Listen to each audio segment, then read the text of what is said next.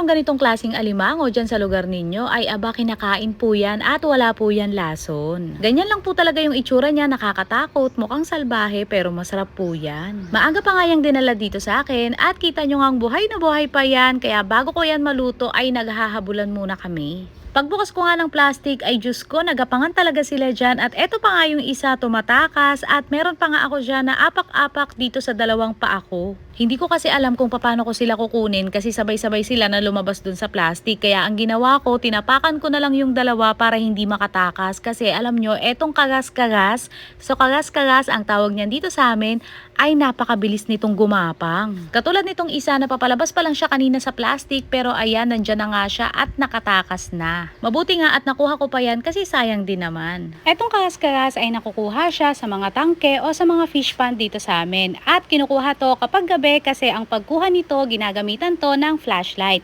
Dahil katulad ng hipon, kapag nailawan yung mga mata nito ay hindi na sila nakakakita. Kumbaga ay sinisilaw sila para mahuli. Yung katawan nga nito o yung pinaka-shell niya ay may mga buhok-buhok na maliliit. So kung titignan mo nga to ay parang nakakatakot at parang hindi mo nga siya kakainin kasi mukha nga siyang may lason. Pero hindi po, nakakain po talaga to dito sa amin sa Aklan. Dahil napakaliliksi nga nito ay naglagay muna ako ng yelo dito sa kaserola bago ko sila linisin. Ang gusto ko sana ay patayin muna sila para malinis ko silang maigi. Ganito rin kasi yung napapanood ko na ginagawa ng mga ibang nagva-vlog kapag magluluto sila ng buhay na alimango. Nilalagay muna nila yon sa timba na merong tubig at yelo para mamatay sa lamig bago nila lilinisin. Kasi alam nyo naman na kapag buhay pa tong mga to ay hindi natin sila malilinis maigi dahil panigurado sisipitin tayo. Pagkalipas nga lang ng ilang minuto na nakababad yan sa malamig na tubig ay ayan, feeling ko patay na nga sila, pero nung binuhusan ko sila ng tubig para linisin ay Diyos ko, naggalawan at buhay na buhay pa nga.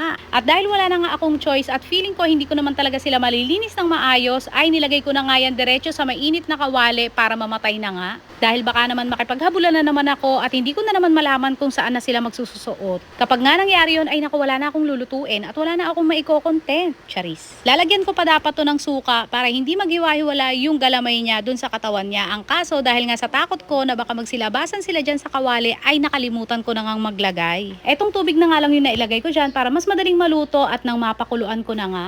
At pagkalipas nga lang ng mga ilang minuto ay ayan, kumukulo na yan at finally namatay na rin itong mga kagas-kagas na to. At nung sa tingin ko nga ay luto na yan ay hinango ko na rin yan at nilagay ko muna dito sa bilao para palamigin at para patuluin. Sabi nila nilaga lang daw yung pupwedeng mailuto dito dahil iba daw yung lasa nito, hindi katulad ng alimasag na pupwedeng gataan. Pero dahil nga ako ay curious at napakahilig ko sa gata, ay gagataan ko yan for today's video. Nagsalang lang ako ng kawali, naglagay ng pangalawang piga ng gata at inilagay ko na rin yung mga panakot na niready ko kanina. Naglagay lang ako dyan ng bawang, sibuyas, luya at isang piraso ng siling panigang na inislice ko. Inilagay ko na rin yung mga gulay na gagamitin ko para dito sa lulutuin kong ginataang kagas-kagas. Inantay ko lang na kumulo at lumambot yung mga gulay na inilagay ko at pagkatapos ay nilagay ko na rin yung mga kagas-kagas na nilaga ko kanina. Sunod naman ay naglagay ako ng kakang gata o yung unang piga ng gata at pagkatapos ay tinimplahan ko na rin yan ng naaayon sa aking mga paboritong panimpla. Magic sarap, paminta, asin at asukal yung mga inilagay ko dyan na pampalasa. Hinalo ko lang yan mabuti para magsama-sama yung mga panimpla na nilagay ko at pagkatapos ay nilagyan ko na rin yan ng dahon ng malunggay. Hinalo ko lang yan ulit at pinakulo ng bahagya at maya-maya pa nga ay ayan na,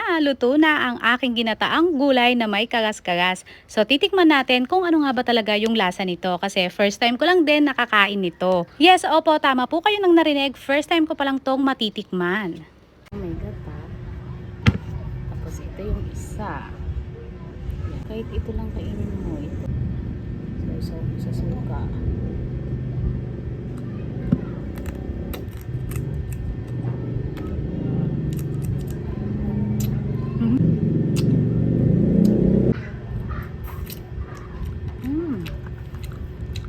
Sarap.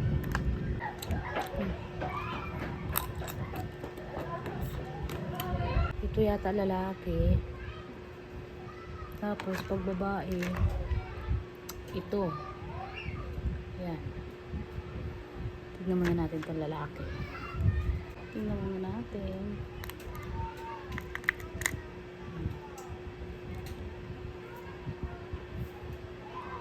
Ito yung laman niya sa loob. Ito.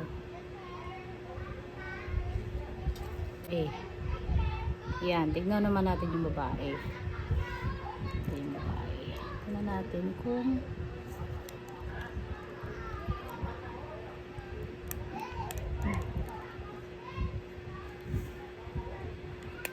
malaman siya. Nawasak. Ayan. Ito yung taba niya. Maitim. Ayan. Ayan.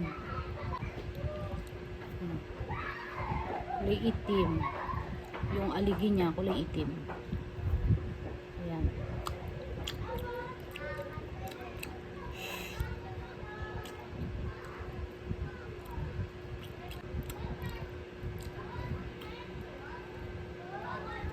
Black.